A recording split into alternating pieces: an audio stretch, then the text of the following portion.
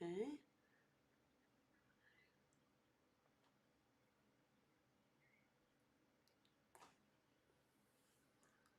Gotcha. Okay, well, listen, I do believe we are live, so I'm going to say Happy Wine Wednesday. If we have any Zoom issues, I'll just jump in and out and get them right back. But I've already got Chris and Holly and Cheryl and Ray with me. It's just open chat tonight, so anybody in the audience, if you have any Seahorse questions or want to share, here we are ready to share Weekly Wine Wednesday. But I hope you're having a great week, a great Wednesday. I'm still slacking on the social media, guys. So sorry, but I did finally finish the Seahorse pouch evacuation and flush with Ray's help video. So that'll be coming up soon. Hopefully none of you ever need it, of course, but the video will be up there for anybody to see. Okay, so Cheryl, I definitely want to get to everybody. Chris is looking older, huh? I don't think they can hear you. Hang on. Oh, jeez. Okay. Chris, what's going on? Why are you looking older? Yep, and I think they're froze. And I think that something's not right with this. And I'm sorry, guys. Let me make sure we're even live here before I go jumping around.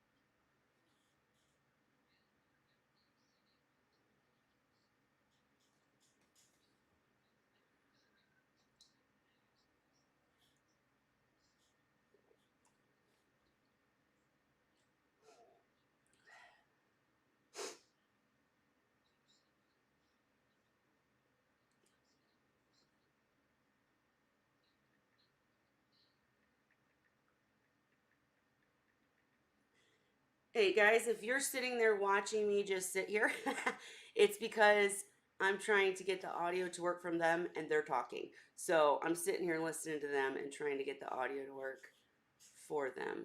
Let's see if that does it. Oh, gosh. Technical difficulties on Wine Wednesday. So over it. But I took them out, got them out of the bags. I'm impressed with the condition they came in. They're probably in the dark and it was still very cool in the box. They probably went torpid during that period. They were thin, but they were eating within 30 minutes. Can I interrupt for a sec here? So I don't know if it's just me or not, but I can't get on YouTube. I'm sitting on YouTube right now, but we did have an audio issue, but we're there now. Oh, I'll try it Yeah, again. I just heard you say I can't get on YouTube, but yeah, we're on there. But anyways, I'm sorry, and for anybody who was watching and just watched me sitting there looking at myself, it's because it's because I was trying to get the audio to work on their end. Something in Zoom when I set it up using the AirPods. Anyways, we're here now. All right, mute it, Ray. I'm Okay. trying to. Okay. And Cheryl, you were just saying that you're really happy, very happy with your Ocean Rider seahorses. And what else? Yeah, well, basically, seahorses, if they're in a cold environment and in a dark environment, they will go torpid and basically just let down and not do anything. And I'm sure it's a survival instinct. They've been found in parts, basically up and toward New England, laying on the substrate when a blue northern blows through. So if it's cool and it's dark, they basically go into a catatonic state in essence. Just waited. And apparently that's what these seahorses did. Wow. Because they should never have made it the way they did. Well, Chris, you should know something about that, right? Because I mean, you ship, your shipping's not 2-day, right? Yeah. Did you hear When me? I ordered from them, it took 2 days. But right. I know. I'm sure that shipping usually is 2 days. It can be 2 days. I'm just saying, Chris, you've shipped long distances. What's the longest a shipping has taken?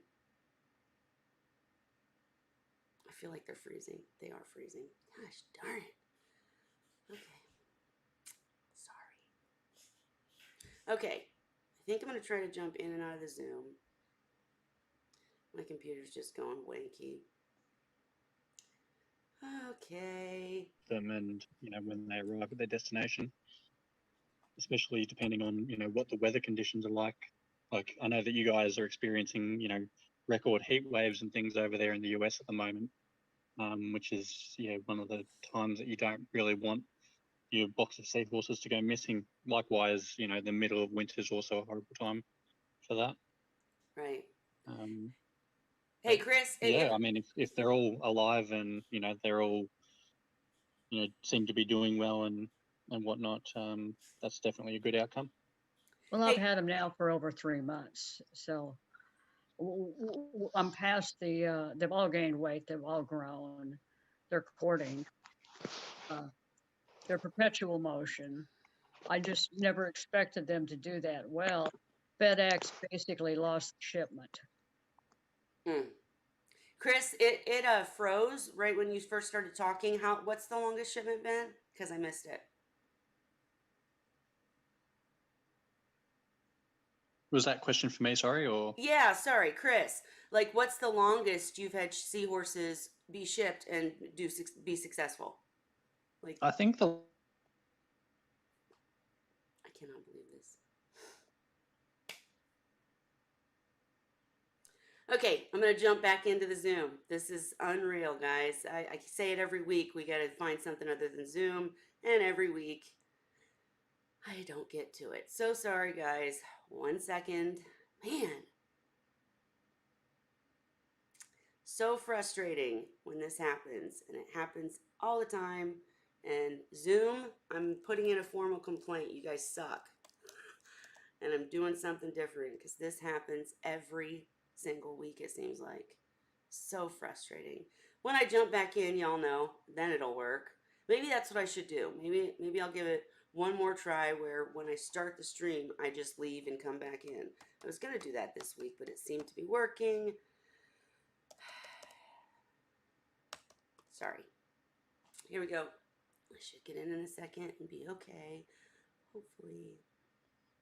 It's always fun to see me sit here talking to myself, right? So much fun. Sorry, guys. I do see your comments from Facebook. I'll get them back. Promise. Just need a second for it to open, or a lot of seconds. I don't know. Man. So frustrating. I mean, some weeks, last week wasn't that bad when we got to see Heather's Sea Shed. That was really cool. We've had some good weeks, but man, in fact, if any of you live stream or watch a successful live stream, put in the comments, let me know what you guys use. Because, yeah, I think I'm just going to have to get away from Zoom here. But let's see if I can get myself back in.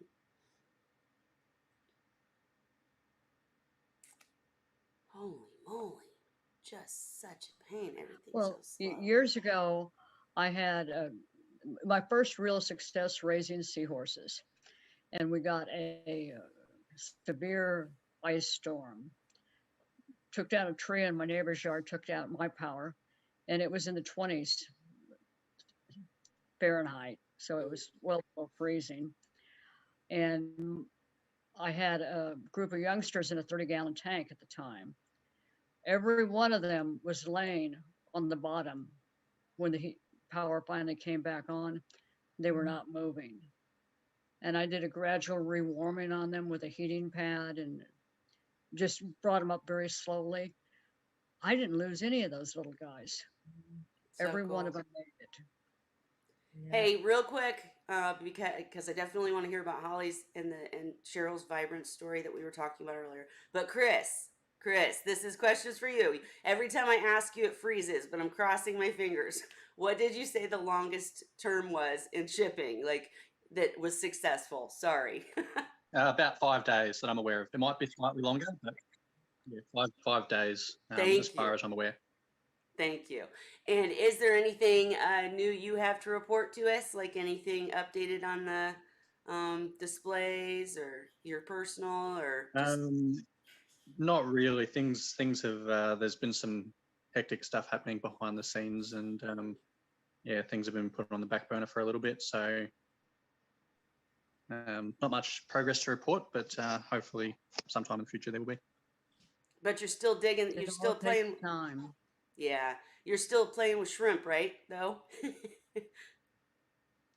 Yeah, still playing with all the shrimp and the seahorses and all the stuff keeps me busy. Love it. Okay. Well, we love when you join. I just wanted to make sure there wasn't anything to report. But okay, Miss Holly and Cheryl. Well, what were you guys talking about vibrance before we started? Because I know there's very differing opinions. I'll start out. Yes. So I have a seahorse, my seahorse Dandy that I've talked about before. He's my oldest. He's going on 3 years old, and his whole life he has had some kind of a swimming problem. He's very clumsy. I don't know that he's able to do the mating dance. So today on my Facebook page, I was sharing like he's actually courting Sadie, my young female, and she likes him. She's been trying to get him to do the dance, and he's trying his hardest. And Cheryl mentioned to me that she had a seahorse that was also having trouble swimming, kind of the same situation. And she started using vibrance, and his swimming has improved. So she suggested I try that. Well, Nice. it's the enrichment that Ocean Rider uses, and there's two separate ones. One is a lipid supplement, which increases DHA and EPA. The other, I'm not quite sure what all is in it, uh, but it's a vitamin supplement. You can rotate days through. And this male, basically, he would try to swim and he'd flop over on his side and hit the substrate. Mm. And he'd try to get back up and he couldn't hitch. I mean, it's been heartbreaking watching him, but he's still alive. And it's been about 3 months ago, I started enriching everything with the two different types of vibrance. Today, he swam across an entire 36-inch tank, Wow. grabbed food, and swam over and hitched like a normal seahorse. Nice. And you credit the vibrance. So I'm not sure what caused it. Oh. Yeah, I don't know at this point. It's purely experimental. It just seems very odd when I started adding this stuff, he started gradually improving. And I'm not sure still if it's something on the genome that is causing this, basically a handicapped seahorse, or if it's something that happened nutritionally when he was much younger. Gotcha. And so, with the vibrance, are you just soaking like frozen in it, or are you feeding it to Artemia, or how are or are you putting it in the tank? How do you do it? Basically, it's a combination. Normally, what I do is I soak some in water, let it hydrate, uh, mix it up real well, then add the frozen. And then the frozen, this is one of the few things I've seen that actually turns frozen food red. Mm. That's one way you can use it. The other way is you can use it as a nutritional supplement for live food, which is probably a much better way to introduce it. But I've been doing a combination depending on what I've got available at the moment. It's just weird that Hollies and these are basically similar genetic. These two seahorses are similar genetically. They're Sure. They're from the same source. yes. Yeah. Gotcha. And Heather had one too. She said she had one that had the same problem. That is That was a interesting. clumsy swimmer. Like he has trouble controlling. Like he'll crash into stuff. He'll make a crash landing, into stuff. He has trouble going up. But I've seen him swim across the tank at the top like the others can, but not as often. Very rare. Usually he's spot to spot to spot along the bottom, and when he gets there it's like a crash landing and he falls Yeah. over, and I feel sorry Wow. for him because he's trying to get up, and now he's got a girlfriend and he's trying to chase her everywhere, and she must be wearing him out, poor thing. I keep looking at it. It's a form of ataxia, that is a loss of motor control. But the question is, what exactly is causing this? And I've never seen it. This is the first time I've ever seen it. That's I'm going back 16 years. And Heather, hi Heather, is in the comments, and yeah, if you want to jump in, feel free. But Heather said hers was wild caught that had it, not from a breeder. His name is Crash. He tries so hard with the ladies, acts just like Dandy. Yeah. But that's really interesting to me that both Cheryl's and Holly's came from the same source. Chris, what do you think? Do you think that that's like something that went wrong with a batch because of one of the parents, or is this something you've seen? Yeah, have you seen that? Really, really hard to say. Have you seen that before with a seahorse? Yeah, I've seen, random seahorses with poor balance control, poor, I guess, motor function, or other random issues that crop up from time to time, but sort of very few and far between. And I don't really have any sort of educated guesses as to what the underlying cause might be, or whether it's whether it's a health issue or whether it's a development sort of issue, or what might be. Could even be feeding, right? I mean, nutrition or whatnot. Or I don't know. I guess it couldn't. There's a number of different possibilities as to what would be causing it. I'm suspecting it's something on the genome that is predisposing them to this problem, but as to what is causing it, is it actually a genetic defect? And if so, why is the seahorse improving now? Unless it's something that he's outgrowing. It's kind of like having a Down syndrome baby. Right. Mm-hmm. Well, now I'm curious, and Holly, I hope you do try the Vibrance, because that'd be really interesting to me if that worked. I'm gonna give it a try. And then I was also telling Cheryl, since Sadie's been interested in him, he's been practicing. He actually practices his swimming, and he'll practice swimming like up and down against the wall of the aquarium. So it's like he's trying hard. So I'm wondering if it's some kind of disability thing that he actually might be able to get stronger and help himself overcome it to some extent. That would be so maybe. cool. And maybe that could even be what's happening with Cheryl's seahorse either. I don't know. Like is there anything else that's changed besides the vibrance? Hey, you guys, I was just gonna say real quick, you guys keep chatting, because I'm gonna quickly plug in the Ethernet, see if that helps the jumping around. So I'm not leaving you, but feel free to chat for a second. It'll just take me a second. Go ahead. Sorry. All right. Well, I've seen very large males. I mean, I've had some very large males, both Injuns, Erectus, and even some of my combs. But I've never seen this kind of a disability in a seahorse before. And what I'm not understanding, have you seen it? No, I've never seen it. Well, it's one of those things. I'm wondering why. Yeah, I'm wondering now why, with the addition of the supplement, if it's actually having an impact, or if there's another. I'm looking for different stimuli. That could be attributing to his improvement. Yeah. It could be just a coincidental thing too. Unfortunately, I've experienced that, and the doctors sit there and say, "Oh, it's working," and then all of a sudden, 2-3 months later, I'm right back where I started, and I'm still taking the meds. Right. It's not doing a damn thing for me.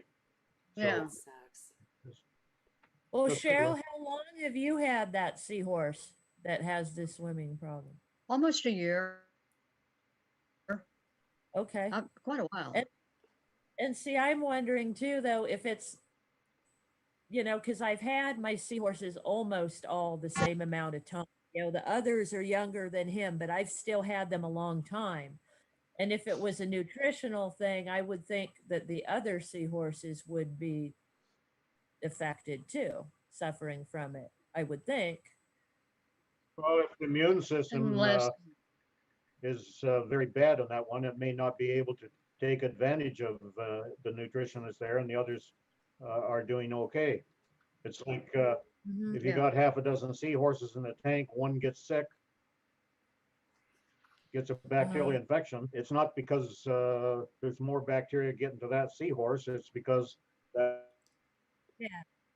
that seahorse's immune system just isn't Right. able to deal with it the simply same as the stated, it may others. be a metabolic problem in that they're not capable of basically synthesizing the nutrients they need to improve motor control, uh, which basically could be a metabolic problem. I mean, I can think of 100 different things that So could be. many things it could be, yeah. Yeah.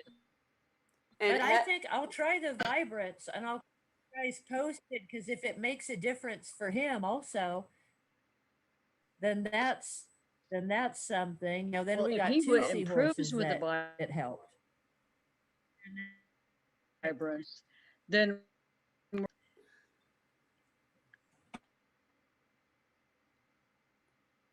are you guys Never frozen try again? something hey, new. Oh, by the way, do you people remember the lad from Myanmar? Yes. He lost his seahorses today. Oh Oh, no. Well, one went overnight, his overnight, because he's 10 and yeah. a half hours ahead of me. I'm Eastern Uh, Standard, and he's 10 and a half hours ahead. But one went overnight, and then the other one went in his nighttime. uh, What did But you he sorry. weren't they weren't feeding on that.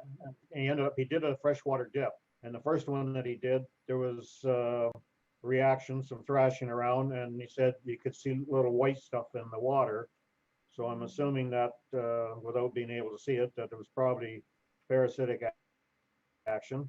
The other one he put in, there was no thrashing around, and um, he would touch it with his finger and not much reaction at all. And that's not normal. So he took that one out. That was the first one to die. Oh wow. And I'm thinking now that maybe there would have been a reaction if it had been healthier. And the problem, yeah. the reason that he wasn't moving around when got touched in the freshwater dip is he was just too far gone at that point. yeah, Yeah. Yeah. It's just a I've seen supposition. that Well, happen. the one thing I can say though is I really think it's so cool though that you kept in contact with him, Ray, trying to help him.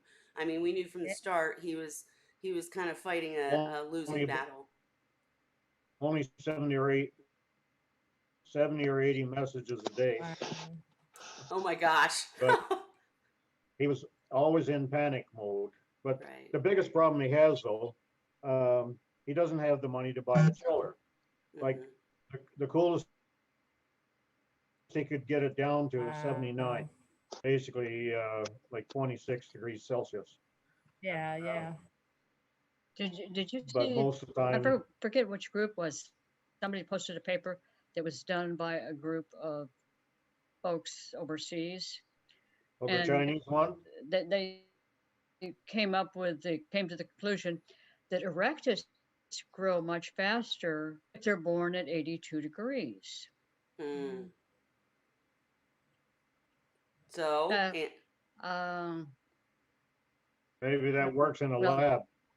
yeah, well, no, Yeah. Well, if they Dan's don't have a bacterial infection, I mean, that's the problem. I well, mean, if it exactly. weren't for the If you bacterial can keep it clean infections, enough, well, then I can't see hold why up, the hold up. cancer would be. Well, first of all, I want to say, hey, Chimp, hey, Dylan's, hey, everybody. If I don't say hey, it's because I don't want to interrupt the conversation. Sorry. But don't forget, if you have any questions, comments, or something you want to talk about, put it in the comments. But no, Dan's come on before, and I'm curious to hear what Chris thinks about temperature for breeding. But I know Dan has said, sure, you can do that if you're like, he's used temperature for breeding, like courting purposes. Like you can entice the seahorses to mate based on playing with the temperature and everything. But I know he talked, I think, about a paper similar to the one you're talking about, Cheryl. And what he figured out after talking with the scientists and the students and whatever is that they were dealing with a flow through system. So, it's a lot different when Yeah. you're dealing with a closed Yeah. system. Water all the time. Yeah. So, Chris, what are your thoughts on 82 degrees Yeah. for breeding? Well, I'm just trying to do the maths in my head, and it's not really converting very well. Oh, 29 degrees centigrade. Yeah. Yeah, that sounds like some pretty toasty seahorses. Yeah, all my stuff, half my stuff is in Celsius now, so I'm getting used to knowing both. hey, Yeah. Salty. Um, Go ahead, Chris. Well, but yeah, like was saying before, you can, emulate a seahorse's, I guess, breeding season if they're more prolific breeders in, say, the warmer months when the water's warmer and whatever, and it boosts their metabolism and everything. You can sort of emulate that to get them breeding faster or more actively. Some seahorse species actually stop breeding in the winter, and yes. when the water temperature goes below a certain threshold, they just stop. The females stop producing eggs, and yeah, they just stop breeding altogether. So yeah, temperature definitely does play a role in it, and I think it can actually be somewhat beneficial for the seahorses in the long run to actually have a full annual cycle that they might have slightly cooler temps in the winter and warmer in the summer, but it depends on where they come from Hmm. and what sort of influences Well, they my have. erectus typically reproduce usually starting in about January or February. By March, they're usually in full swing, and they usually start backing off about October. Now, my combs are the exact opposite. They start cycling and start seeing courtship behavior and breeding behavior usually in October and run through the early part of the next year. So they're basically their breeding seasons are opposite of each other. Mine And were April through about January. yeah, Hmm. I reckon. so it's one of those things that it varies by species and it's going to vary by the conditions that you have them in. And the thing is, my temperatures don't fluctuate that much because I'm very careful about maintaining stable temperatures. And based on that, I've come to decide that it also has to do with basically length of day, daylight, and there's other factors that are stimulating or inhibiting reproduction at any particular point in time. That's My interesting, though. lighting went I wonder how they know what month it is if the temperature doesn't fluctuate. You know what I mean? I mean, maybe they don't, but I mean, if they're sticking to a schedule, it's just interesting to me. I wonder how they. It's going to be based on basically amount of daylight. But don't you Mm, control that also? I mean, No, to some because extent. typically I run my tanks in very low light. I don't have a lot of lighting on them, so everything's ambient lighting. So they are subjected to the windows. change the shorter days in winter. Gotcha. That's one. Two, during the winter months, because I have sumps that are on my floor, they tend to chill down a bit more in the winter than they do in the summertime. It's not that the overall tank temperature is different, but there are differences in the temperature. Hmm. Interesting. Go Mine ahead. love the blue light. Mine get frisky like in the blue light. They love it. Huh. Oh yeah, give them a little bit of white once in a while, and I gotta tone down my white light. I gotta figure out how to program that thing. The algae's going nuts. I had quite a time today. Oh But yeah. I was gonna say too about temperature. So R82 is 27.7 Celsius. Right. And when I had my fry last summer, because I didn't have any way to control water temperatures other than like fans, water changes, ice packs, water bottles. There were days when the fry got up to 80 degrees here Right. and there. And I mean, I still have, I still was able to raise them. I still had survivors out of all the batches, but yeah, they did live through some adverse Yeah. temperatures. Well, one thing about raising fry, the more stable environment you can maintain in terms of your temperature, your feeding schedules, and everything Uh-huh. else, you're going to have a lot more success. And that's why I'm waiting for you to get your tub going. Yeah, You're gonna, yeah, you're going to see a huge difference when you start using a round tub in terms of your survival rate. yeah. You Well, can, it sounds a lot easier. I don't know. I don't know if I have that many surviving. I don't know what I'm going to do with them all. Right. I still have 8. I still have these 8 from the last batch. And now today, I caught them flirting, doing the thing, vibrating thing. I have 2 males in there, and I caught this male sitting between 2 females. He's all to this one, he's all to the other one. I'm yeah. all, oh, start that.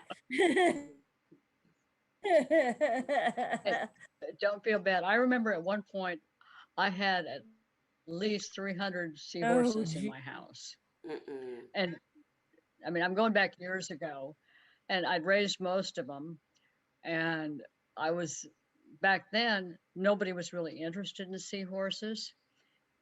And I finally reached that. That's why I stopped working with Erectus because I got to the point that I had way too much I success don't with know them. that I can handle that much success, Cheryl. Exactly. Hey, I've got a question for you because I was, so Heather said in the comments back when we were talking about the crash seahorses, she said Oh, yeah, yeah. one of my fry survivors early on had issues like underinflated swim bladder, a heavy head. The head was too heavy, but he improved and now he's normal. And that's interesting to me because I'm curious. None of us here have experienced, well, Chris has, of course, but and maybe even Ray, maybe even Cheryl. I shouldn't have said that, but Holly and I haven't experienced the circumstance where you've got 90-gallon tubs full of seahorses that you're raising. So when people, the commercial breeders see a problem in fry, I think Dan and others have said they will, get rid of it right away because you don't want the problem to affect the other seahorses. But when you're dealing with a smaller batch, do you guys try to resolve problems in all of the fry, or do you only raise the strong ones, or what do you guys do? So anybody who's trying to live, I help them live. That's how Nice. I handle it. basically what my rule of thumb is the fry, like if it's Erectus, of course, combs grow slower, so do engines, so do CUDA. But if my Erectus, I want to see them double in size within the first 5 to 7 days. I want to see them double again before 2 weeks.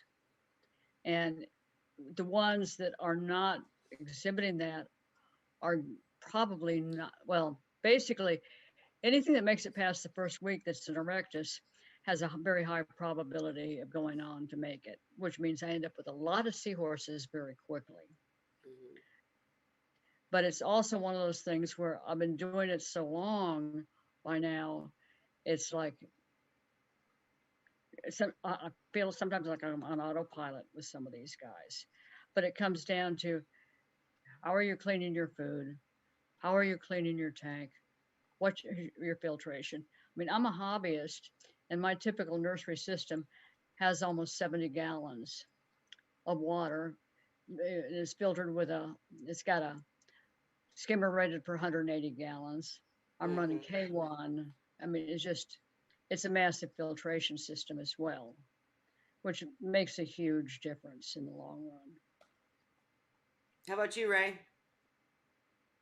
Oh, sorry, I got caught here typing. No, it's okay. I was too. But Heather was, or Salty was asking about Heather's room. I was sitting here typing, wanted to put in, just check last week's show, and he'd be able to see it. Yep, we did the sea shed last week, so go back to last week, and Heather gave us the walkthrough. We hope she'll join some other times too. But yeah, very cool when she gave us the tour. Um, and I did salty. I accidentally I forgot I was logged in on my phone as Women in Reefing, but that was me that said can't wait to hear Salty about your news when we're done live. But yeah, and really quick guys, you have one day. The Pico tank giveaway, Women in Reefing Pico tank giveaway was extended. So if you're not entered, get over there. There's one more day. Anyhow, Ray, I'm just curious. Do you Okay, keep? what was the topic? Yeah, the question was when you were breeding seahorses and raising the fry. If you saw a fry that had trouble, did you try to save it or did you pitch it? Like, did you? Once I had enough experience to kind of tell ones that are going to make it, not make it, then I called the ones that were obviously not going to make it. It's just Yeah. not worth the extra effort doing ones that aren't going to make Well, it. plus they have the potential then to become a haven for bacterial Yeah. infections. Yeah, and the thing is, it's not a matter of trying to raise seahorses in large volumes. It comes down to trying to raise healthy. But the one thing strong I horses. noticed though, the younger the seahorse, the more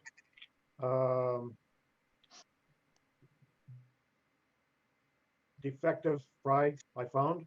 As the seahorse got older, and they Yeah. were like when the re-dyes were producing 800-900 in them, I probably didn't have any more defective ones at that than when they first started giving off just 200 or 300. Interesting. Yeah, I posted pictures several times of combs where a wild caught pair that reproduced after just a few months in my home, and the first fry they produced had great big eyes, little bitty short snouts, almost no body. I mean, they were minuscule. 7 months later, they produced fry that, although still definitely smaller, looked very similar in terms of development to my erectus fry. Yep, And that's that, I always tell people if you're trying to breed, even as at the hobbyist level, and your first batch doesn't go well, please don't sweat it because first batches, especially if the seahorses are young and haven't bred before, they got to learn it. They got to figure it out. But Chris, what about you? Do you? And I don't think there's anything wrong with either way. I think if you're a commercial breeder, it would be silly not to call the weaker or not developing properly fry. And if you're a smaller breeder and you want to save them all, there's nothing wrong with that either. But it makes sense. But Chris, what's your method? Well, I'm actually quite selective in which batches of fry that I actually even bother collecting to raise. We get enough births, I guess you would say, to sort of pick and choose which ones we want to bother with. Yeah. If I get an incredibly small birth that's not even going to fill one of our pots, I don't even bother collecting them. And then normally I'll wait for a good birth with nice active fry to actually bother collecting the fry to raise them. And once we've got them sort of raising and that, it's kind of just survival of the fittest. And sometimes we'll have a batch of fry that maybe gets collected and doesn't do very well. And we might only get a small number of fry actually through percentage-wise. Other times we get a batch that comes through that just does really, really well, and by the time they reach towards the end of our pot system, they might actually overtake an older batch of fry and grow faster and bigger Oh, wow. and stronger than them. There's a lot of variability. So yeah, it is really survival of the fittest, but you do notice that some batches are definitely better than others. And I'm not sure whether that's down to the parents, the parents might be, it might be a really, really old, female that's produced the eggs and maybe some of the eggs aren't so great, or in terms of quality compared to a younger female, or maybe, you know, vice versa, or whatever. So yeah, there's a lot of different factors that can go into it, but you know, I'm very selective about which batches of fry I even bother collecting to begin with, and then from there, you know, I guess it's just survival of the fittest, and we've got enough different batches always being raised at any given time that you know, you can sort of, if you get a batch that's, you know, doing really, really horribly, sometimes it's just kinder to sort of just cull them and clean the pot and start again with a different batch coming through. Well, Yeah, it's yeah, like, just blame it on the female, Chris. well, it's like the Erectus that I adopted a couple of years ago. By 3 months of age, they were all at least 3 inches long, which there was a huge growth rate. And that's when I went into scramble mode, setting up grow out tanks for them.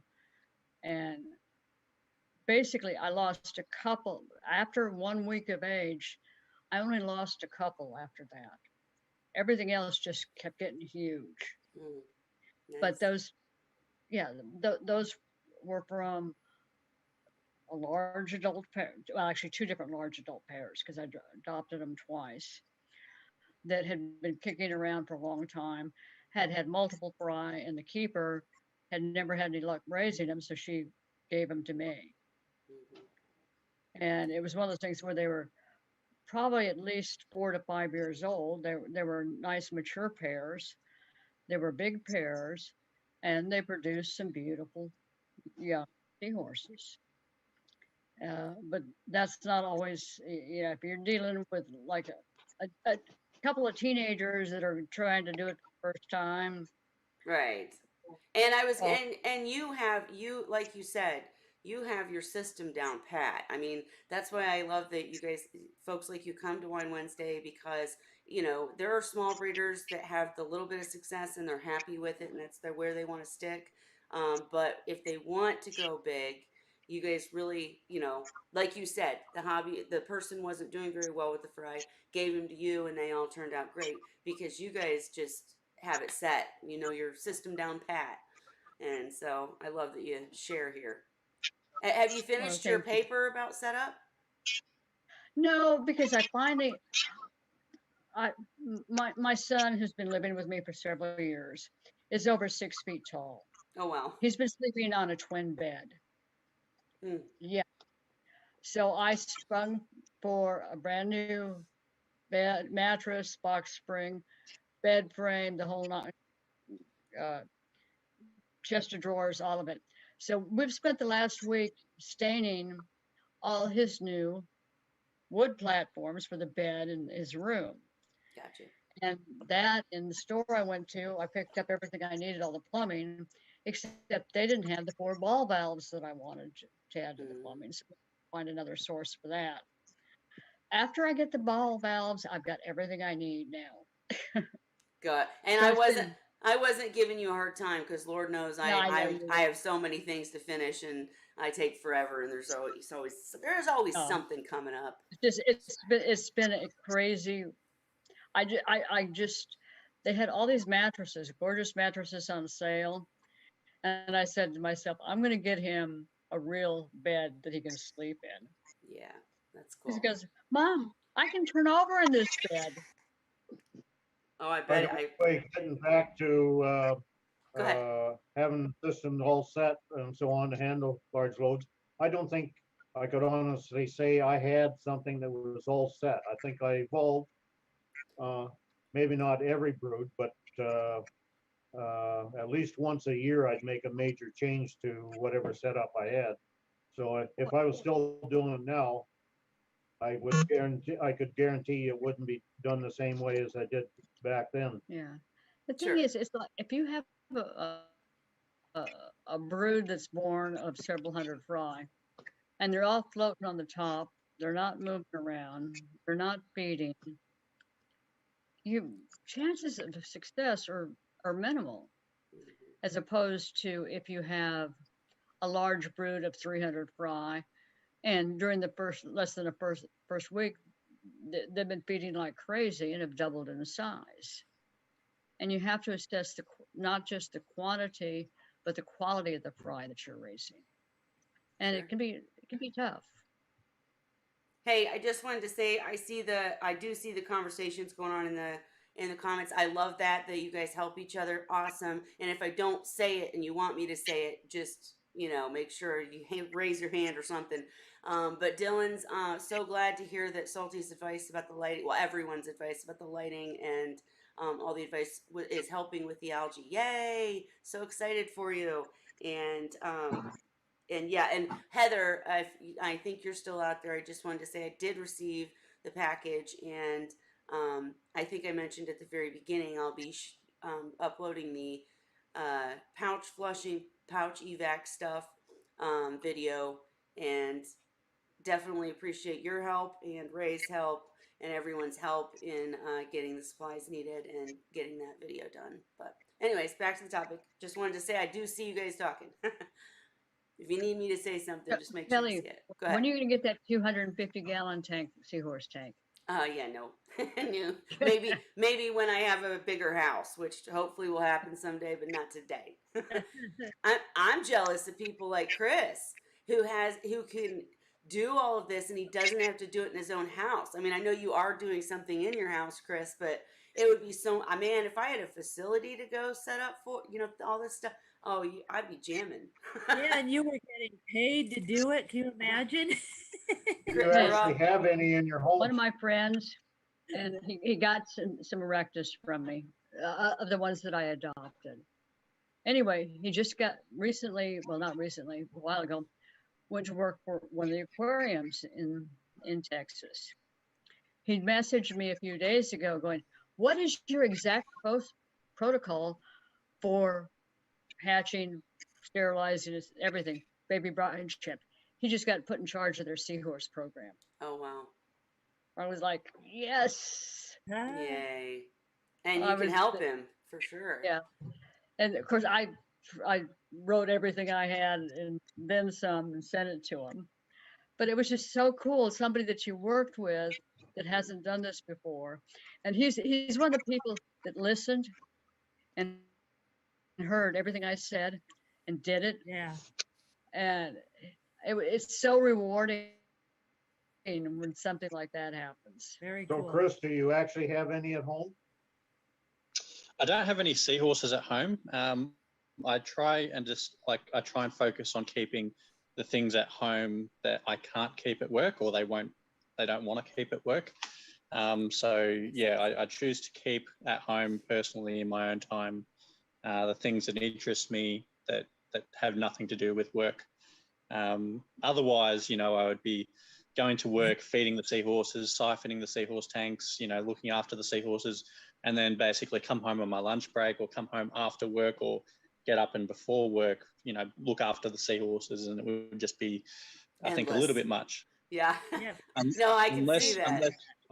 Unless I could make an exception for something like exceptionally cool. But it would have to be something that's different from what I'm keeping at work as well. No, So that when makes are you gonna sense. start raising- We're so jealous. I mean, I'm When so are you start jealous. raising Bluering Whoa. We're all talking at one time. I was just going to say, we're so jealous of you, but I can see if it was your job and you had to do it every day, that'd be a little bit different. Holly, what were you saying? And then Cheryl. I was saying, why do you keep at home? I'm curious. For fish. Or do you? I'm in the midst of setting up a saltwater shrimp tank, like for cleaner shrimp. So that's my next up and coming sort of project. Those are cool. So when are you going for Bluering Octopus? I'm not a big fan of Bluering Octopus. I'm very, very cagey around them. I do have a friend who goes out collecting octopus, and he keeps offering to bring back some Bluering Octopus for us to put on display. But I've got nothing to do with them. I don't want to touch them with a 10-foot pole. They're Are hard they to the keep poisonous ones or no? Why am I thinking that? Yes, they're okay. venomous. They have a tetrodotoxin It's a neurotoxin that'll shut down your whole central nervous system, and you basically They'll die. kill you. Yeah, Yeah, they'll kill stay you. away. Mm-mm. That's why I was kidding about that. I got it now. It took me a minute. He's but- he's not that crazy. Oh, hey. Yeah. Go ahead. I mean, yeah, no, it's all good. Hey, So what kind of shrimp are you working with? What was that one? Sorry. What kind of shrimp are you working with? What species? So at work we have peppermint shrimp. But here in my own time, I'm going to either get red line cleaner shrimp going or blood shrimp. One or the other. They're both really pretty and they're both really cool. Yeah. They're cool. Those are the Great ones that seahorse food. right? They're definitely would- not seahorse food. They're too expensive for seahorse food here in Australia. Yeah. I found when I had my reef tanks that the blood shrimp seemed to hide all the time. Mm. Whereas the cleaner shrimp, they're out front, always Yeah. been able to be seen. They're always climbing Well, around. they'll jump on you. I've seen them at the local fish store, and yeah, you can put your hand in, and they'll come jump on you and check you Clean out. ya. They're cleaning ya. Yeah, clean you. And hey, real quick though, Chris. Obviously, cleaner shrimp aren't seahorse food, but there's been a little bit of debate back and forth about whether or not to put cleaner shrimp in a seahorse tank, because like the thought of seahorses getting irritated by them or whatnot. Have you ever kept them together or have any thoughts? So I know peppermint shrimp are quite often kept with seahorses. Mm-hmm. But it really just depends on the size of the peppermint shrimp and the size of the seahorses that you're going to keep them with in question, because you can have situations where the peppermint shrimp overrun or cause issues for the seahorses, or if they're really big and really aggressive feeding seahorses, you can have cases where your seahorses will literally tear your shrimp to bits. Yeah, no, Lucy, I have seen that happen. we all I've have seen- it. We've all seen Yeah. that on Facebook. I kept peppermint shrimp in my seahorse tanks all the time because when I had an aptasia problem, they literally solved it for me finally. And I didn't have any trouble. They look so big to me, I couldn't imagine they're like as big as their heads. But Lucy could not keep any kind of shrimp in her tank because the seahorses would just, she said that two of them would just take half each, it's like, oh my goodness. Oh, That's what man. happened to my Well- cleaner shrimp early in my career with the seahorses. I had red eye, and they were sort of mid-size at that time, but the cleaner was the full-size one I pulled out of my reef tank. I put them in there, and first day was okay. Second day I went down there, and they were ripping them apart. Yes. Oh, They no. ripped it apart, and then they eat the pieces that come off. And they will gang up and forward. I have seen seahorses actually form or develop a feeding ball, and they will they Massacre. work as a group and tear shrimp apart. No, no, mine are friendly. Mine are all friends. I have 3 Mine are peppermint. until they get One, hungry. one that I had, my biggest one, I had my cleaning crew before I had the seahorses. So I have one peppermint shrimp. The biggest one was there before the seahorses. So I don't know if that makes a difference. But the other 2 I added when they were little, and now they're big too. But they come out and eat with the seahorses. When it's feeding time, they come out and wave their little arms and try to catch the food. My goby comes out. They all eat together. Nobody messes. They'll even get in the food dish with the seahorses Oh, wow. and eat. And nobody cares. And then they all go back to minding their business. But a cleaner shrimp, I wouldn't put with the seahorses. Because I've seen if they want to clean the seahorse, they'll jump on it. And that's what I think stresses them My out. problem- Wait. Like Heather, if they have Yeah. something jumping on them. and Heather in the comments actually wrote that her cleaner shrimp, sorry for trying to find it, her cleaner shrimp dug a bunch of eggs out of her male's pouch. So she doesn't keep them with them anymore. Yeah. Yeah, I saw that. No, I aggressive. think they will actually mess with the seahorses, whereas the peppermint shrimp don't. They want to eat the food like the seahorses do, but they don't actually mess with the seahorses themselves. Exactly. My shrimp, I really like the peppermint shrimp because not only would they clean in the crevices and get any food that I missed, but also they had babies. My peppermint shrimp bred, and Oh, so that became send me seahorse food. that. well, Yeah, I want to see that. Mine haven't, and I've heard they change their sex. So, like, if you have multiples and they're all one sex, somebody will change. that's It's erection. it's really quite cool to wake up and see all of these teensy tiny. I mean, they're tiny little shrimpies all over the tank, and the seahorses do eat them, but there's so many.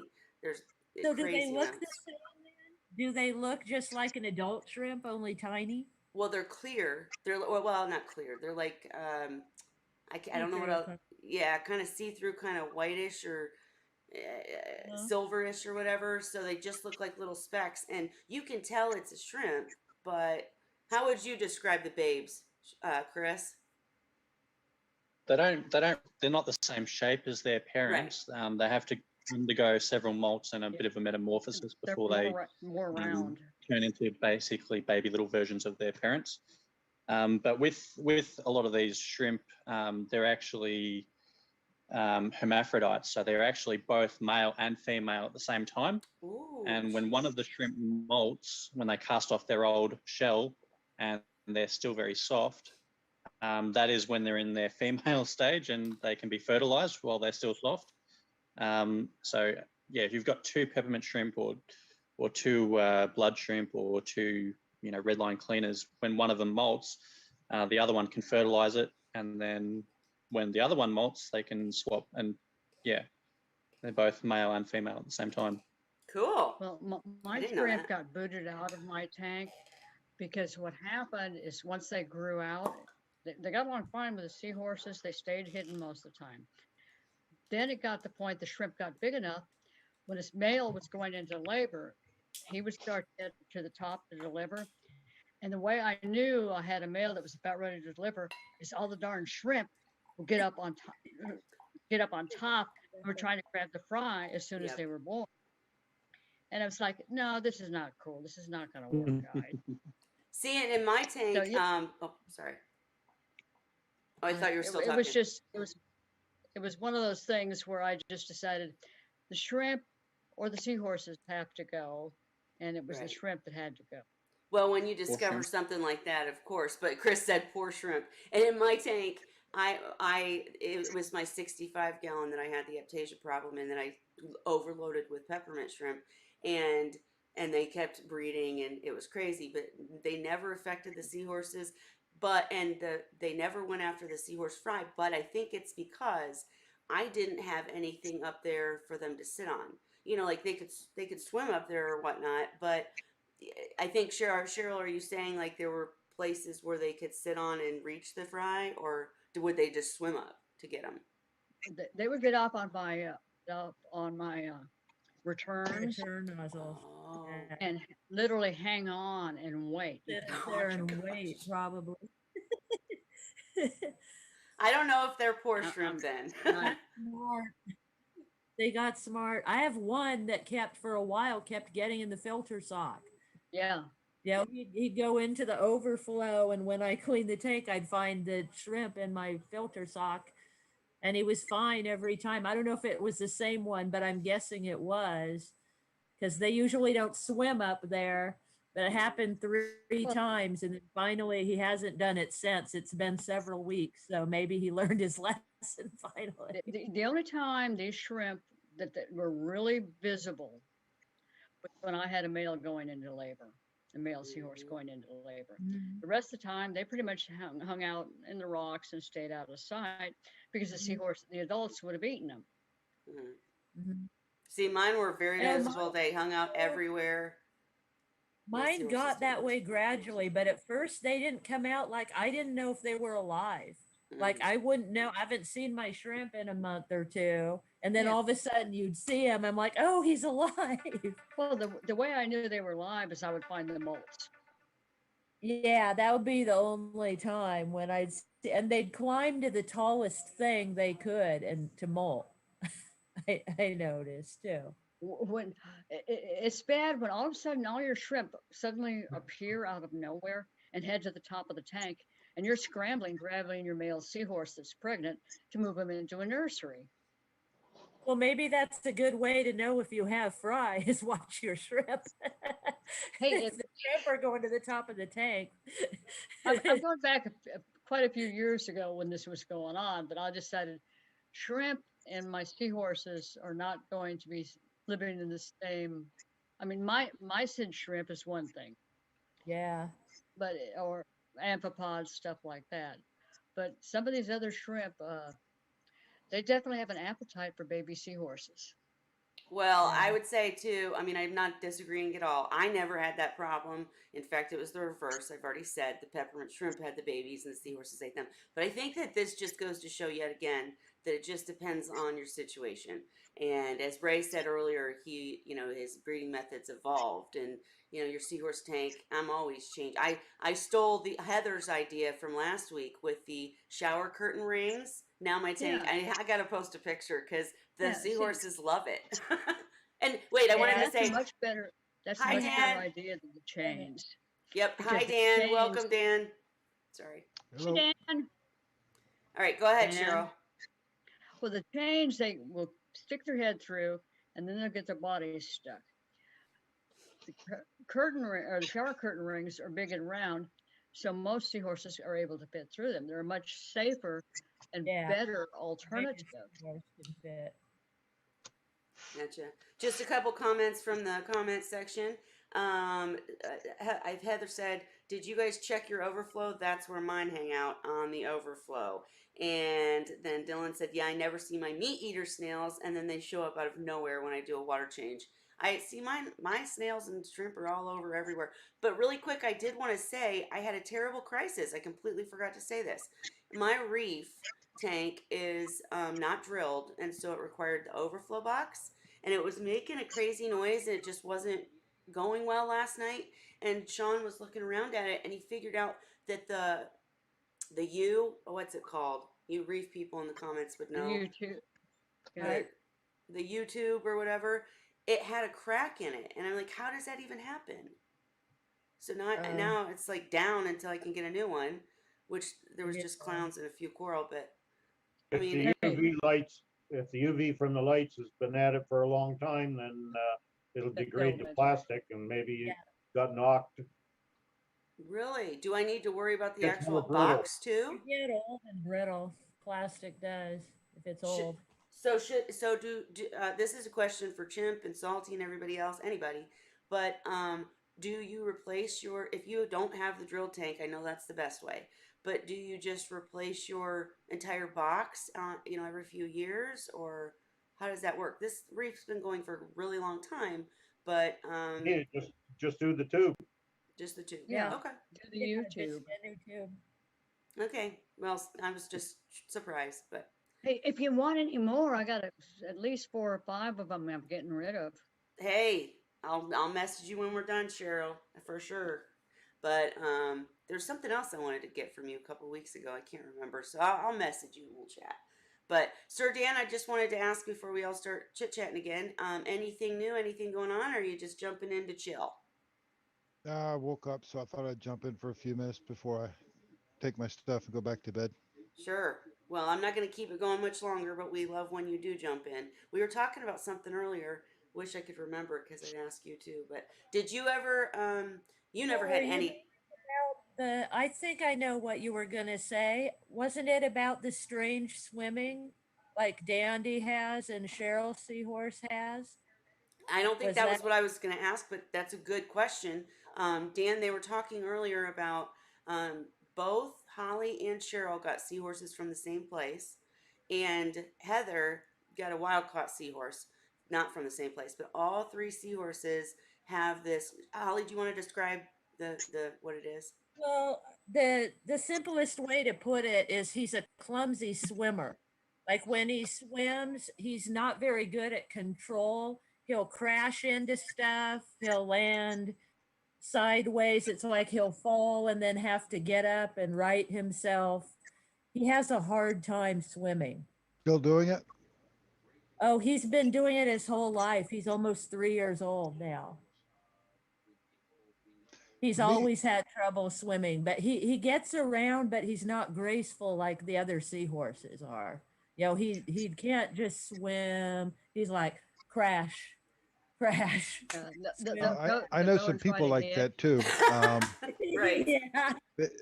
But my suspicion, and I don't know for a fact, but my suspicion is neurologically, uh, the underlying cause is something to do with the neurological system. Now, what exactly, I don't know.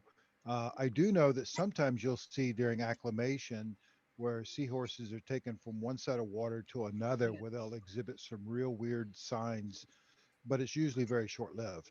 Yeah. Usually goes away within 24 hours. It, in this case, I can't, some neurological things are induced by bacteria or parasites, but in this case, if he's been 3 years, then I would say he's got some type of a defect that throws coordination off. Well, the really interesting thing was that I'll just speak for you guys so we can do it quick. But Holly was saying that since her seahorse that does this started wanting to breed, she can see him practicing swimming, like trying to get it right in the corner. And Cheryl mentioned that the seahorse of hers that does the same crash landings and can't swim right, she's been using vibrance. And after using vibrance for a while, the seahorse today went all the way across the tank perfectly, got food, and then hitched. So, do you think it can be repaired if it is a neurological thing? Again, Well, that may just be one lucky day. Right, It's right. it's that could be too, but it could also be that, there's some things in the nature rose, or however you want to pronounce it with the long proper name. Um, there's some things, phytonutrients in there that sometimes can be helpful, just like with people. If you put them on, correct their diet, sometimes you can straighten yeah. up certain things. So, that would be my only guess if that was in fact the cause, but I don't think we have enough information to ascertain one way or another, really. It's something we Right. observe, but there's no studies on it. There's no way for us to really truly diagnose it, or, I mean, we can Mm-hmm. experiment and play with different things, but I think in some cases we're probably dealing with the possibility of multiple things. So it's very hard. It could be a genetic defect on the Yeah. genome. It could be an inability for them to synthesize lipids for whatever reason. Again, a genetic defect. It could be simply poor nutrition at birth that left them vulnerable. I mean, I can think about hundreds of different possibilities. I Right. just don't know where to turn. Well, it's just interesting to me too that that two of them came from the same place. So I just wondered if maybe it was a I know of batch a thing. third one. I Oh, a know of a There's third a third one, right? third one I think I've heard about too.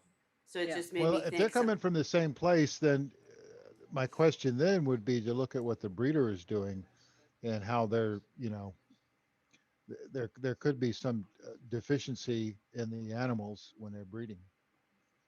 Well, I think I may be mistaken, and we don't want any names said No, I here. don't. But I don't right, want to point anybody out. right, That's not right. my intent. Yeah. Absolutely. No, I was saying that to Holly and Cheryl. Don't say the name. But No. but if it's someone who's usually good and this just was a one off, it could have been like just something to do with Or the are the dad. seahorses related? Like, are Yeah. those related to each other somehow? We don't know. Mm-hmm. Like it's passed down trait. Yep.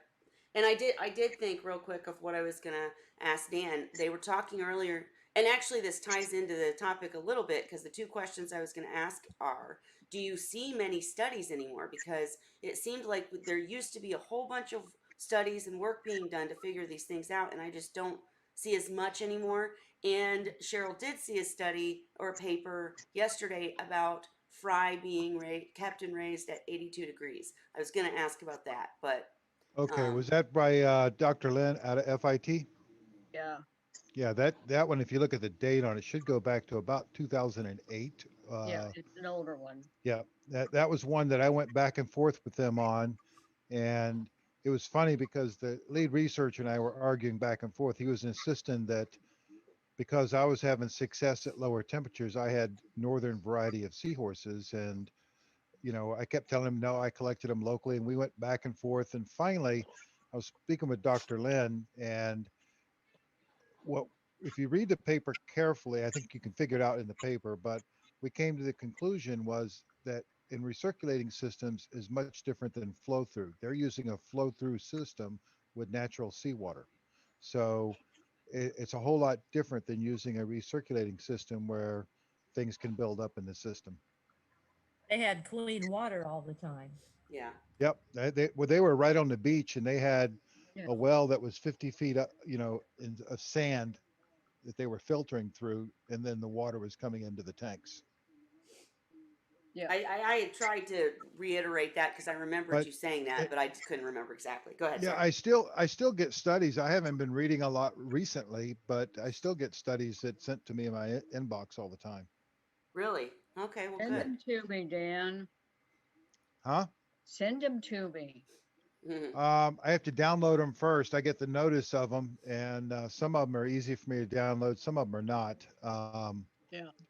But and of course, it's like a mailing list, and I get bombarded with the same stuff too. Right. It's Yeah. like, my Gmail account has 1,000 some odd damn emails in there that are all from these. Yep, that's why I can't. Oh my gosh, I've got three different emails, and they're just actually they're talking in the comments about they're trying to get together to go to this swap, and they're talking about, well, I don't do Instagram, well, I don't do Discord, well, I don't, and I said to them, it's all y'all's fault. So there's all these medias, and you only pick certain ones. Now I got to post everywhere. Gosh darn it! But yeah, the overwhelming email is terrible. I hate that. The spam. Ugh. Yeah. Yeah, I if I love if reading I some was going of to it. run for public office, there's two things I'd run on my platform. One is to Mm. end robocalls, and two, spam. There you go. Oh Yeah. man. And it's hard because I don't want to miss the BOGO pizza deals. I'm just kidding. Just kidding. Um anyways. All right, what else you guys? Anything else we want to chit chat about? Oh, one other thing. Well, no, you've already talked about that in the past. But anything You, else? Go you ahead. figure out your you figure out your formalin? Oh yeah, I had messaged Dan to ask because we've talked I'm trying to do all these videos to show things, like that we talk about all the time, but I just think personally it's easier to see the things done, and so I'm not ever going to put a seahorse through something they don't need. Don't worry, but I was trying to order new formalin because my formalin's really really old, and as it gets old, you don't want to keep it over a year because it gets the white crystals and it's toxic. They could probably tell you better. I just know don't keep it. So I was ordering more, and I couldn't figure out which to order. And what was my question to you, Dan? Did I want? I The, wanted to go ahead. you asked about methanol. Yes, and go ahead and tell your response. Well, methanol is normally put into formaldehyde, or formalin, I should say, as a preservative to keep it from turning to paraformaldehyde. It's strictly a preservative, and it's okay up to about 15%. And when I order it commercially, the commercial stuff, which would be like formalin B, formicide B, um, formalin S, a couple of other different names. It'll have like 6 to 14% on the label, and it's not a bad thing to have in there at less than 15%. What was the first one you said? You said formalin S, and what was the first one? Uh, Formicide B. Formicide B. Thank you. Okay. Yeah, but those are only available in gallon and Yeah. 5 gallon and 55 gallon. They're not something you go buy a little container of. Most people are going to have to go to either eBay or Amazon or a place like that in order. It'll be listed as formaldehyde, Yeah. and you got to make sure that it's number one, 37%, and two, look at the methanol, how much is in there, and realistically, the different formaldehyde's a gas. Formalin is water with formaldehyde dissolved into it. Right. And And that was my 37% is considered 37% is considered full strength, meaning there's 1,000 milligrams per ml. Right. So the keys are 37% and under 15% methanol. I can't Yeah. say the word. Right. Do not order Okay. 10% buffer. That's used as a fixative. Okay. And it sucks to me because that we can't, I know we've talked about this endlessly, but it frustrates me that we can't get these medications anymore for fish because of all the rules. And I went on Humble Fish. By the way, guys, I don't mention them enough. Humblefish.com is a great forum for anything you want to know about these things. And there is a Seahorse section, by the way. But anyways, they had a link to the only remaining formalin product available to fish keepers, and the link was bad. I was like, dang, man. Ugh. Well, you Well, can still get formalin 3 sometimes. That's used for treat most commonly with koi in ponds, but that's a 3% as opposed to what we're using, and it's kind of difficult to. Well, you can sit down, do the conversions, and use it, but it takes a lot more of it. It's just easier to get the yeah. formaldehyde 37%.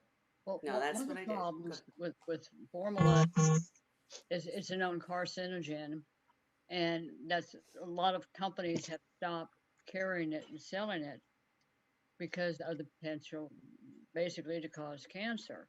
Right. And it's the same thing we see in a lot of countries where pretty much you can't get antibiotics for fish in many countries. I mean, look at the UK Right. because people were buying it and using it for themselves. Mm-hmm. Well, Get it through a vet here. the thing is that what you're correct. They changed the classification. It used to be listed, except in California, where it was illegal to Yeah. use, it was listed as may cause cancer. And when they Right. changed it to does cause cancer, that changed the liability factor. So manufacturers had to take that into account because once you get a class action lawsuit, you're done. Mhm. But even still, I still see the pressure from the federal government coming on to companies. And the other thing I'm seeing is part of it's because so many people are using medications improperly. In the feed store, I got people that come in and want to buy fish antibiotics all the time, or they're looking to buy ivermectin as a COVID treatment, or the doxycycline as a COVID treatment. And And the they thing is, they're using it on themselves. they are, and they don't know the dosing, they don't know what they're doing.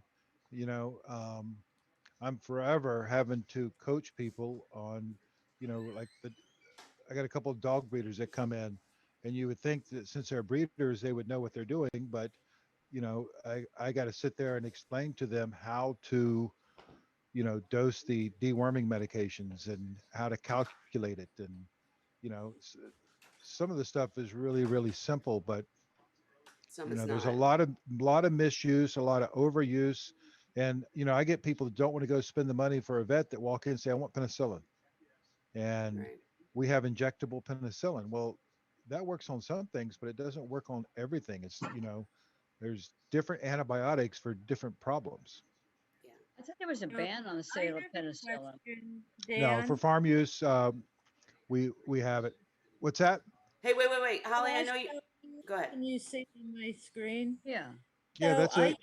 I used this last year when I was raising fry. I didn't know anything about the methanol. So Yep. it's got 15% methanol. Now, did you say it has to be less than 15% or 15% and less is Up okay? 15% up to or less. 15%. So this is okay then, Yeah. you think? Now the thing is, because you've had it for a while, Now it's old, but if I buy it again, this is an okay thing. Yeah, well, it still may be okay. It Dan's still may getting be ready to okay. answer the question from Heather in the comment section asked about the expiration. Um, Sorry, go ahead, Dan. so what you want to do, Holly, is get Make a sure it's clear clear, container, right? a good clear glass or jar or something, and pour it into there. Make sure that it's number one clear and that you don't have crystals. If you got Gotcha. crystals on the I do bottom, check it now and then, but I haven't checked it in months because I haven't needed to. But yeah. I've seen formalin last on the shelf for up to a year with no problem. Well, and I keep it in a brown paper bag in a cabinet, so there's Yep. no light.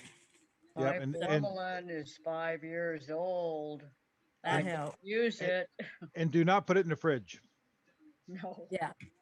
And that's the other thing is people should be aware that if they plan on needing formalin, it should be ordered this time of year so that come winter time, having it shipped to you, it's going to be exposed to cold weather and it has a high possibility of turning to paraformaldehyde.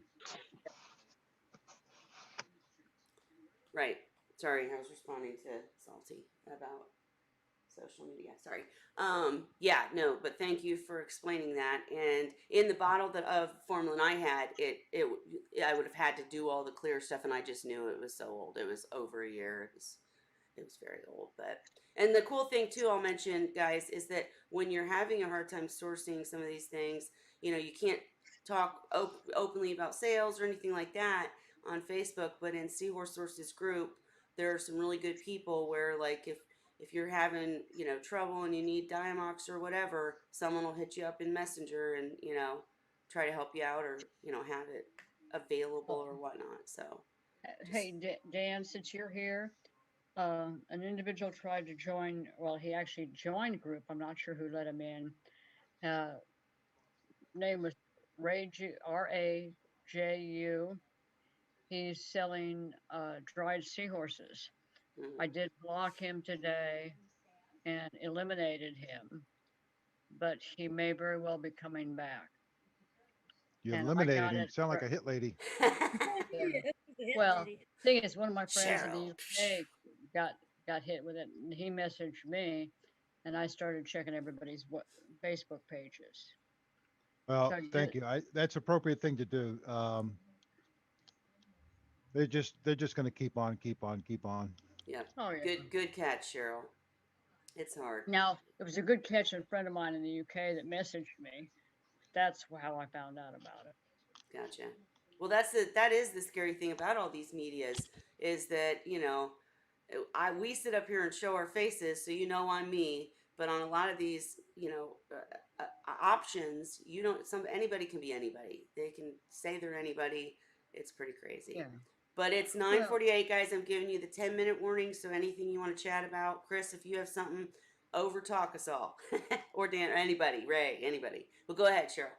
I'm actually going to check out now. Okay, no worries. Thank you for coming and staying so long, Ray. Take care, everybody. Stay safe. Hey Ray, See you you next Good night, take Ray. care Thank you, too. Ray. Have a good one. Yes. Oh, you know what, Holly? I did want to ask you, because because there was some conversation earlier about temperature, and you got your new chillers, right? So what did you end I up got going my- with? And I got my new chillers. They are made in China. I found them on Amazon. They're Bao Shan. And I decided to give them a try because they were $500 for 1/3 horsepower. And I can't find anything near that. They've gotten, I think, 3.5 or 4 stars and some mixed reviews, but basically the reviews mainly said they work, but the directions suck, which I found out because they're Chinese and the directions are kind of translated funny, so they didn't tell you really too much. So thankfully there was some reviews on Amazon where people gave some tips of how to set it up. Like my husband spent an hour, he hooked them up for me, and we decided to hook them to the sump, not to the tank itself, because of the size of the hoses and where they go, ease of installation. But they've got 2 spouts coming out the top, and he's all, well, which one's in and which one's out? And so, and so we spent, like, Cheryl's laughing up. Most of the time, it doesn't matter. We spent like an hour trying to figure this out until I went on Amazon and read somebody's review and said it can go either way. yeah, that's what Because Dan the said. way it works is there's a pump that pumps the water in from your water source. So you can use either one. So they were actually, once we figured that part out, it was pretty easy to set up. We put the incoming in the section of my sump where I've got the skimmer and the filter sock and all that. So that first section, and then the outgoing goes where I have the return pump. That was the Gotcha. question I wanted to ask you, because I was looking at that and it was looking like you had it reversed, but it was just the picture I was looking at. And I was concerned because I thought you were running it backward. There But you is weren't. no You backward. weren't. Yeah, just where you put which hose. It's Yeah, you would have whichever you one's would the have gotten pump it. is the Yeah. incoming. If If I hadn't figured it out, you would have gotten a very rapid message from me. that you guys sound. I'll tell you what. In one of the women in reefing videos, I Every finally equipment I learned. get, Well, no, right. And I was gonna say on the UV that I got for the all-in-one, I could not figure out. I'm like Googling it and everything, and I just couldn't figure out if the on-off is a zero or is an O and a line. Does the Mhm. line is the O for off is whatever? And she ended up. If you don't know this is fascinating to me. It goes back to coding and zero and ones. So the zero is off and the I or one is on. I didn't know that, so I'm totally with you. I've had Backwards, to yeah. figure that out on stuff too. The By other just thing, when I the other do thing, this, does it come on or does it go off? yeah, well, the other thing that gets to me too is now you get these printouts for directions, and it's in like this minute lettering, and I'm going trying to read this stuff, and it's so tiny you can't even understand what's there. At Right. least not at my age. And it's like, Well, Right. my heaters are in, I have an inline heater too that was made in China. And basically the instructions were in Chinese and that was it. Mm-hmm. So I had to go on YouTube and I found it on YouTube and it wasn't the exact same one I had, but it was similar and somebody was using it for their pond or something and happened to make a YouTube video. So that's how I learned how to adjust it. And they're all in Celsius. So that's why I was saying earlier, now I'm learning Celsius because that's how I have to run my Well, and equipment. there you go for everybody who's in the comments section. That's why YouTube is the best media. Okay? That's my argument because So you, I was telling you find Scott I had one the videos. other day. Wait. how Time you're out. doing. Wait. What, Holly? I had one the other day. Somebody Okay. asked a question on another Facebook page, Uh huh. and I said, I assume you are from Europe since you're using Celsius. Yeah. Right. And what'd to you say, answer the Holly? question. Or any other country. I was telling Scott we should make a YouTube video of how to set up that chiller since Yeah. there aren't any. There aren't any YouTube videos to set up that particular chiller. I'm not So kidding you. Please. we're figuring it out on our own. So you're What? running it from the tank into the last chain. No, we're not running it from the tank at all. We're only running it in the sump Only from where the water comes in to where the water goes out. okay. So you're using basically circling your sump. Yes. Makes sense. And I really So hope the you. outgoing hose is next to my return pump, and the incoming hose is where the water comes into the sump. And it's got adjustment. So what I'll have to do is read the temperature in the actual tank Yeah. to make sure that I may have to do a differential in degrees so that I get the water in the tank, the actual temperature.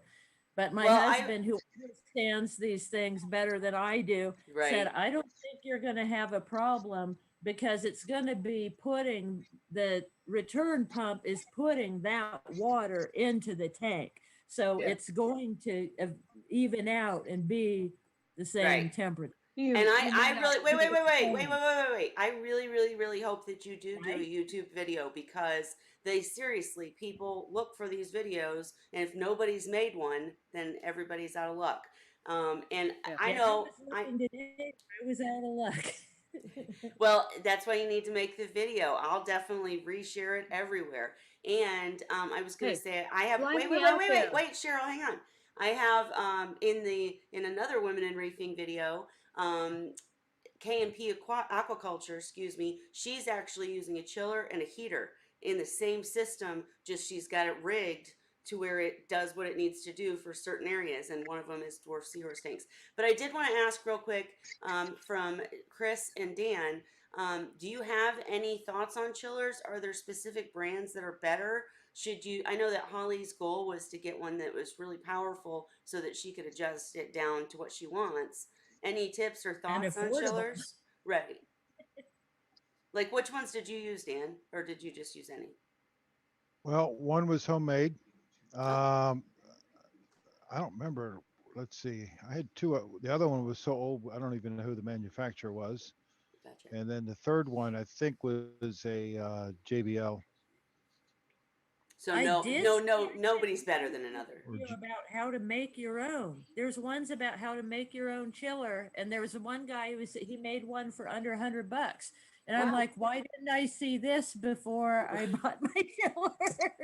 Right. If I was to Make set a up a new small chest facility, what I would freezer. really like to do is to put in a geothermal unit, Ooh. because the groundwater temperature here is 73 degrees. And, you know, if you put in a geothermal unit, you're basically circulating your coolant or water down into a well and back up. It's a closed loop system, but, Mhm. you know, you put a well 100 feet deep, you know, with the 1 inch pipe going down and coming back up. And, you know, you could keep all your water at 73 degrees consistently year round. Don't you guys do that, Chris? I just remember you talking about something like that. Sort of similar, but no, it runs through a giant air conditioner unit that also, yeah, heats it or cools it to a certain specific temperature.